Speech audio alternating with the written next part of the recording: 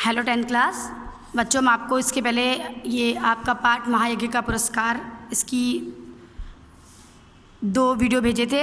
इसका अंक 3 हम भेज रहे हैं। पेज नंबर 17 खोलिएगा, पढ़िएगा इसको। 17 सेठ, एक सेठ थे। इस कहानी में पहले बताया था कि सेठ थे,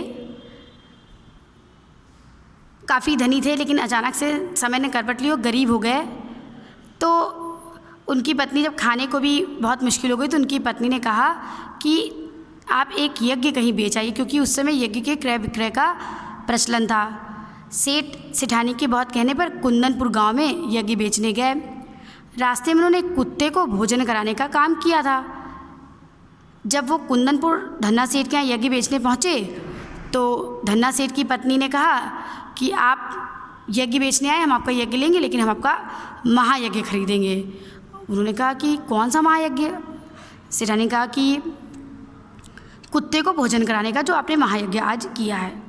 सेठ को ये बात अनुचित लगी, क्योंकि ये तो उनके लिए मानवोचित कर्तव्य था। मनुष्य होने के नाते ये तो उनका कर्तव्य था। तो उन्होंने उसको नहीं बेचा, खाली हाथ वापस आ गए और सेठानी को, अपनी पत्नी को पूरी बात बताई। उनकी पत्नी काफ़ी प्रसन्न हुई, उनके इस कार्य पर काफ़ी प्रसन्न हुई। अब उन्होंने अपने पति से कहा कि धीरज रखें, भगवान सब भला करेगा। रात का अंधेरा फैलता जा रहा था। रात का जो अंधेरा था वो फैलता जा रहा था, अंधेरा गहरा होता जा रहा था, रात होती जा रही थी। सेठानी उठकर दिया जलाने के लिए दलान में आई तो रास्ते में किसी चीज़ की ठोकर लग गई। यानी जब सेठ कुंदनपुर से लौट आए, सेठानी को घटना बता दी उन्होंने। उसके बाद अब रात में सोने का समय हुआ तो सेठानी ने दिया जलाया। अचानक उनका पैर किसी से लड़ गया। गिरते गिरते बची, संभलकर आले तक पहुंची और दिया जलाकर नीचे की ओर निगाह डाली। जिससे लड़ी तो जब उन्होंने नीचे नजर डाली तो देखा दहलीज के सहारे एक पत्थर ऊंचा हो गया है, जिसके बीचों बीच एक लोहे का कुंदा लगा है। उन्होंने देखा कि एक पत्थर, उन्होंने देखा उस पत्थर पर लोहे का कुंदा भी लगा हुआ था। इसी कुंदे से उन्होंने ठोकर खाई थी। शाम तक तो वहाँ पत्थर बिल्कुल उठा भी नहीं था। सेठानी को लगा अब यह अकस्मात अचानक कैसे उठ गया। सेठानी भौचक्की, आश्चर्यचकित रह गई। फिर सेठ को बुलाकर बोली, देखो तो यह पत्थर यहाँ कैसे उठ गया। उन्होंने कहा कि देखो ये पत्थर यहाँ कैसे उठ गया है। सेठ भी अचरज में पड़ गए। सेठ भी बहुत आश्चर्यचकित हुए। दिए की टिमटिमाती रोशनी में उन्होंने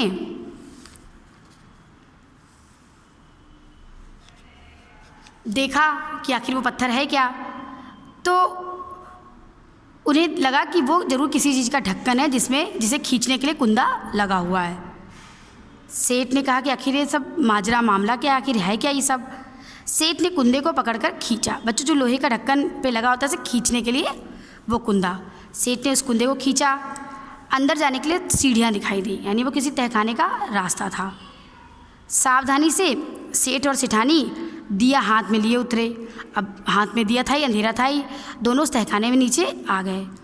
कुछ सीढ़ियाँ उतरते ही इतना प्रकाश सामने आया कि उनकी आंखें चौंधियाने लगी। मतलब बहुत रोशनी हो रही थी। वो रोशनी हीरे जवाहरात की थी। उससे उन लोग की आंखें चौंधियाने लगी।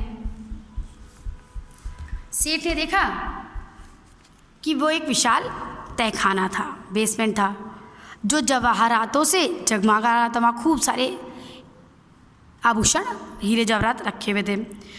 देव भाग्य की इस माया का रहस्य उनकी समझ में नहीं आया। ईश्वर आखिर क्या चाहता था वो समझ नहीं पाए। दोनों निस्तब्ध खड़े थे, कुछ कह सुनने की स्थिति में नहीं थे। तभी कुछ आवाज़ आई वहाँ पर स्पष्ट स्वर में उन्हें सुनाई दिया। अदृश्य मतलब बोलने वाला वहाँ दिखाई नहीं दे रहा था, लेकिन फिर भी उनको आवाज़ सुनाई दी। जैसे आकाशवाणी होती है बच्चों, वैसे ही वहाँ पर किसी की आवाज़ आई, लेकिन वो बोलने वाला वहाँ पर दिखाई नहीं दे रहा था। आवाज़ आई, ओ सेठ, स्वयं भूखे रहकर, बच्चों देखिएगा, स्वयं भूखे रहकर अपना कर्तव्य मानकर प्रसन्नचित्त तुमने मरणासन कुत्ते को 4 रोटियां खिलाकर उसकी जान बचाई, उस महायज्ञ का यह पुरस्कार है। ये जो धन दौलत सेठ और सेठानी को मिली थी वो किसका पुरस्कार थी? जो उन्होंने मरण मृत्यु के निकट कुत्ते को जो भोजन कराया था अपना कर्तव्य समझ करके, ये उसका पुरस्कार था। मतलब अपने बारे में नहीं सोचा, खुद भूखे रहे, भोजन कराना बड़ी बात नहीं थी, खुद भूखे रह करके उन्होंने भोजन कराया, तो ये उसी महायज्ञ का पुरस्कार था। सेठ और सेठानी दिव्य वाणी को सुनकर कृतकृत्य हो गए। दिव्य वाणी को, भगवान की वाणी को सुनकर के, ईश्वर की वाणी को, अलौकिक वाणी को सुनकर के धन्य हो गए। वहाँ ही धरती पर माथा टेक कर उन दोनों ने भगवान के चरणों में प्रणाम किया। बच्चों, ये कहानी यहाँ पर आपकी ख़त्म हो गई है। यहाँ पे इस कहानी बच्चों बताया गया है कि धार्मिक कार्यों का सबसे बड़ा आधार जीव सेवा होती है। जीवित प्राणी की सेवा करते समय फल प्राप्ति का हमारे अंदर भाव नहीं होना चाहिए।